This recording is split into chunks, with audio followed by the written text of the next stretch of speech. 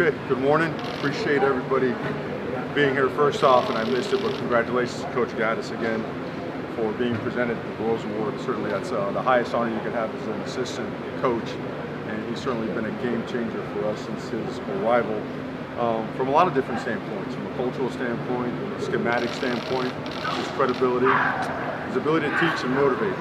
His scheme really fits the footprint of our recruiting area, really does. So really congrats, super happy for him, and really excited for what's to come. So wrapped up practice number 14. You are relegated to helmets and spider pads 3 times throughout the spring, and today we had to use one of those on spider pads and helmets. But for us, it's still a full practice and it's still full speed. We just stay off the ground, concentrate heavily on 2-minute, third and medium and long, a little bit of red zone work, and finish off with 2-minute. It was competitive. We improved, and we've improved throughout the spring. Certainly, we're going to keep talking about the things that we want to get better at, especially as it relates to physicality, consistency. I thought a guy that's really worth mentioning, Rashard Smith.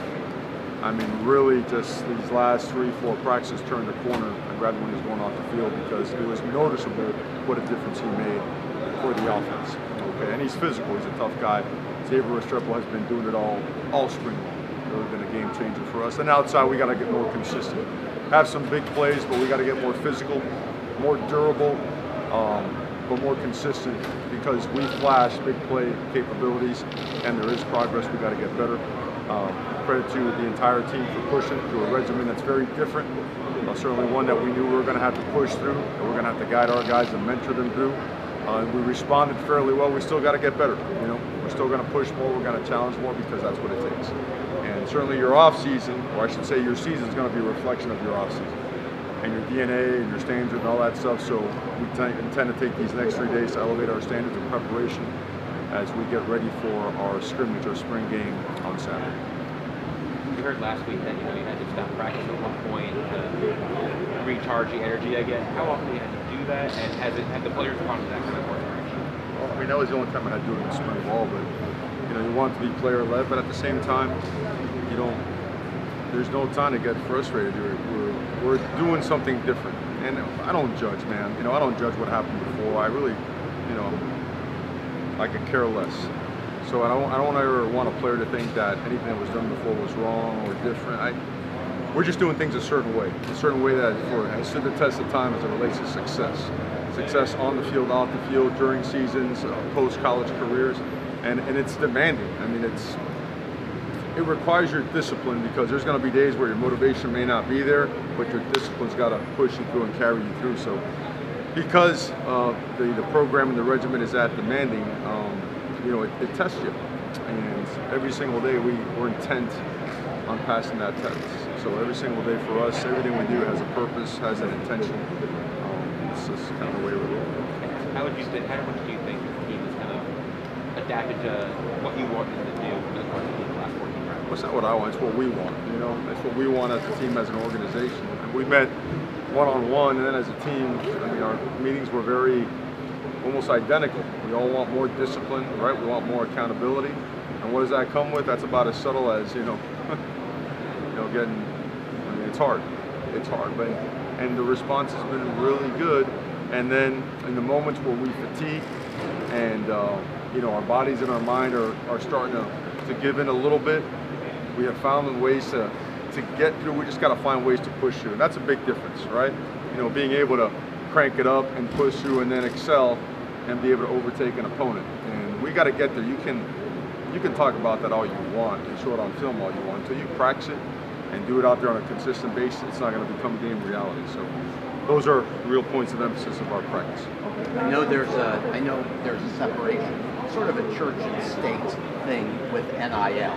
But it's become obviously a big factor throughout college football, big factor in Miami. 4 of your players have cars for the next few years. How much can you sell that? There's a lot to sell about Miami already, obviously, Mario. How much can you sell NIL when meeting with recruits?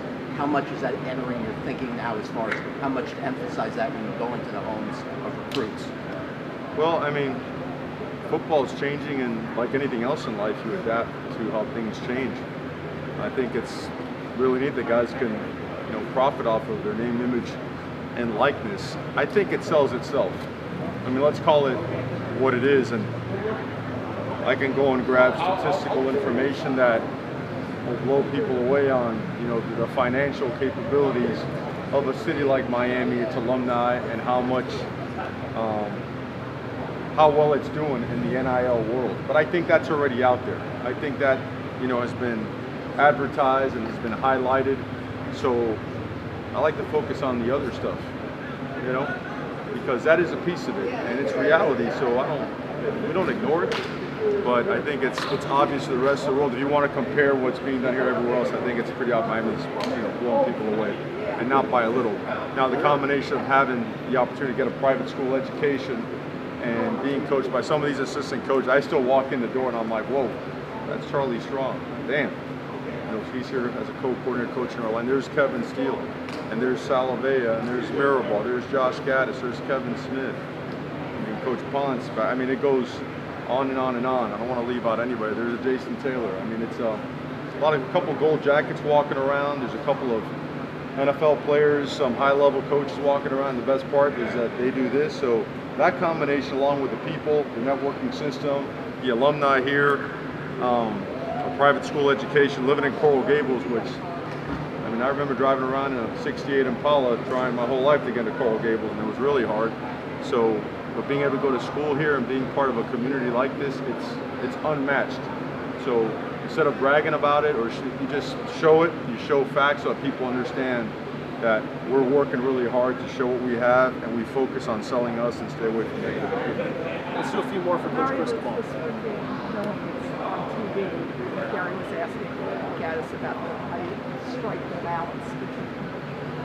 I'm sure you're not going to show that much, but what do you guys get out of it? What are you expecting? When everybody's watching, how do you play that? Well, just like we do anything. I mean, we always say that, right? How you do anything is how you do everything. And football is in phases. This is a spring football phase, and we're closing it. And how we close this will determine how we start the off-season phase. So this is a full throttle approach for us. We're practicing for game day.